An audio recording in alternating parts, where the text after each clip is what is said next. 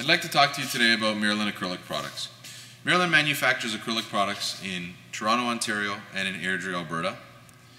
A number of years ago, our Vice President of Manufacturing and our President were visiting Europe, talking to one of our sister companies, sharing best practices, talking about our business and our industry.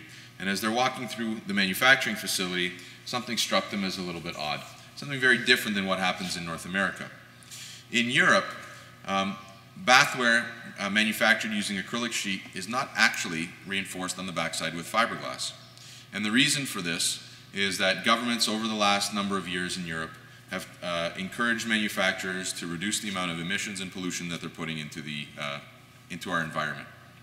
And so these manufacturers went back to their acrylic sheet supplier and suggested to them that they needed product that was a little bit different than the cast acrylic sheet they had been using for a number of years. The suppliers came back and offered the bathroom manufacturers what is known as engineered acrylic. And engineered acrylic takes all of the wonderful properties of acrylic: non-porous, scratch and stain resistant, UV resistant, high gloss finish for the lifetime of the product, and marries that with the strength and rigidity, but also flexibility that you get out of ABS. If you can imagine an ABS pipe and trying to crack that over your knee or smashing that against the ground, the pipe itself is very strong. So what it allows us to do is take those great qualities of acrylic and marry them with the strengths of ABS. And as such, we get what is known as engineered acrylic.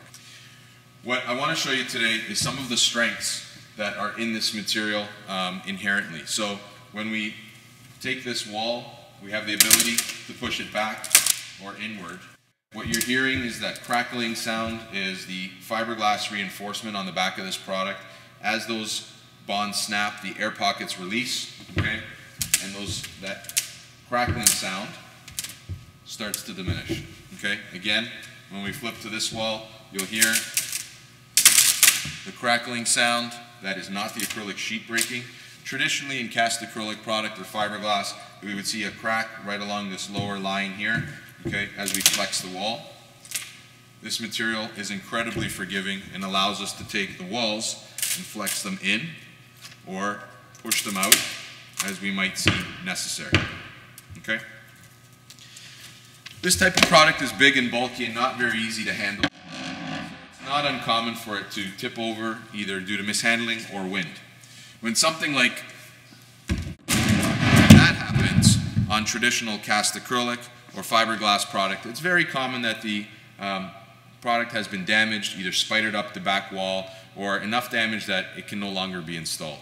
Not only is that costly in terms of real dollars, in terms of replacing the product, but also costs the contractor a lot of money and headache in terms of downtime on a job site. So it is possible that we broke this product. It is absolutely breakable, but 9 times out of 10 we're able to lift this product back up and go ahead with our repair. So let's take a look.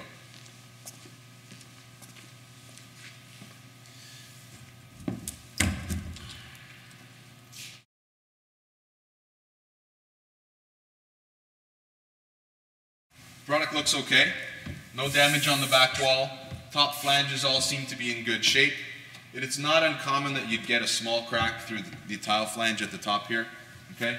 However, generally speaking, that's not something that would slow down an installation as you get drywall and tile in front of the flange eventually.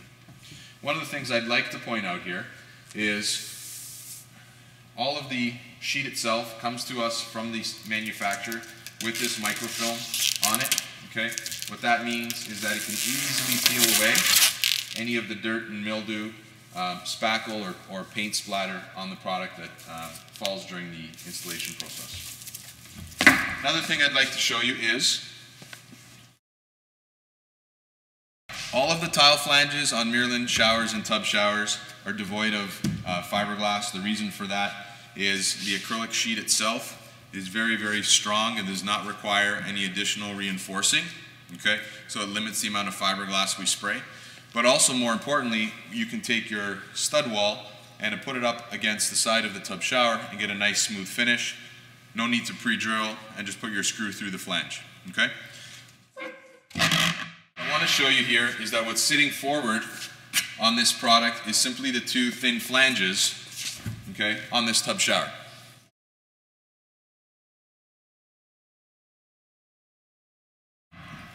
And the reason that's important is because as I tip this product over, tipping the unit over, we can now see that the unit itself is supported exclusively on these two flanges. On traditional cast acrylic product or fiberglass product, the flanges themselves would have completely disintegrated. Okay?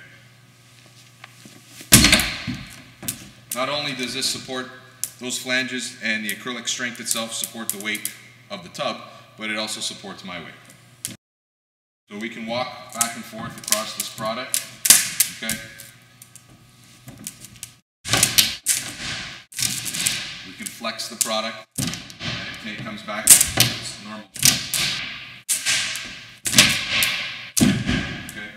I'm standing in places on this product where there's a significant number of curves. The reason for that is the curves themselves provide strength to the product. However, when we look at the back wall section, completely flat, and also the area where the acrylic is stretched thinnest. Okay? This is the weakest point of the tub shower itself, and again, very easily handles my weight. Okay? Again, with cast acrylic or gel coat product, this would be virtually impossible.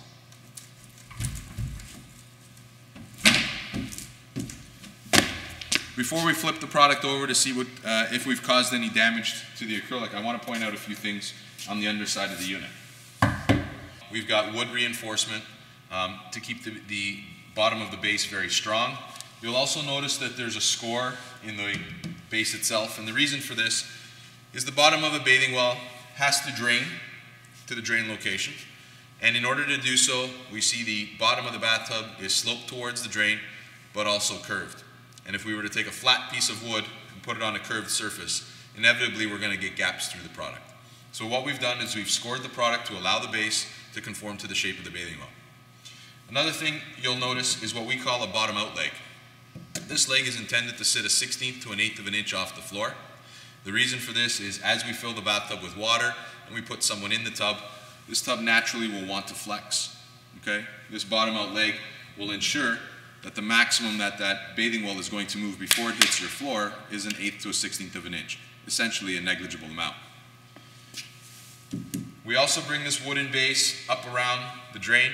The reason for this is to avoid overzealous plumbers or installers over tightening the drain, pushing that drain up and creating a crown. What that means is that water is never going to drain from this bathing well. You'll also notice the wood structure at the bottom of this tub shower. Okay? There's a significant amount of structure here to make sure that the flanges stay strong and the apron itself is in a rigid position.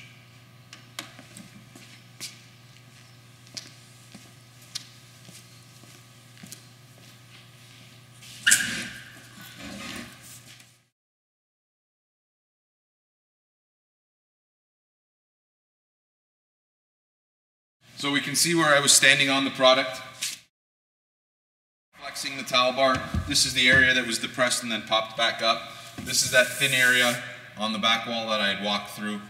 You can see that there's no cracks through the product, nothing in the bathing well as well. Okay, very rigid, strong product that easily took my weight. One of the things that we commonly saw on a job site was alcoves that were made a little bit smaller, framing dimensions that maybe were made a little too small, and contractors inevitably on a job site determined to get the product installed would take their boots, push it into place. As often as we tried to ask contractors to change the way that they installed the product, it became evident that what we needed to do was change the way we built the product to live in the contractor's world better. A very common place that we see this product damaged is on the flanges themselves. As you're walking into a room or up the stairs and you bump into a stud frame. Okay, so these flanges are actually quite strong. They're absolutely breakable. But you can see the kind of force it takes in order to break them. Just walking into a standard stud wall is not likely to break this product. Okay? What I also want to show you is this product does actually take quite a bit of abuse before it will break. And I want to break it here because I want to show you how it breaks. But until then,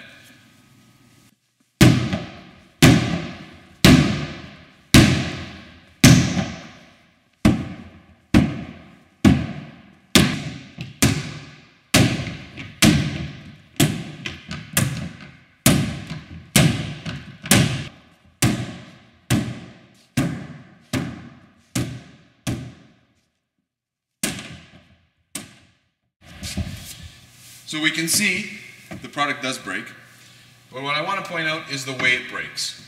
If we looked at a point of impact from the hammer on cast acrylic or on gel coat product, essentially what we would see is a starburst or a spider pattern.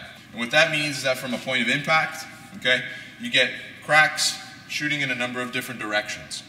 As opposed to what you've seen here, where at a point of impact you get a very clean break, not necessarily a nice easy pattern to repair, okay, but it is a single line, single break. So for a repair person coming in to handle this type of product, they've got a jagged repair to fix, but it is only one. When we look at a starburst or spider pattern, you go from a point of impact and spraying outwards, and that repair person now has a number of cracks to contest with. This, theoretically, should be an easier repair. So that's engineered acrylic, again manufactured in Toronto and Airdrie in all of Mirolin's facilities. Thank you.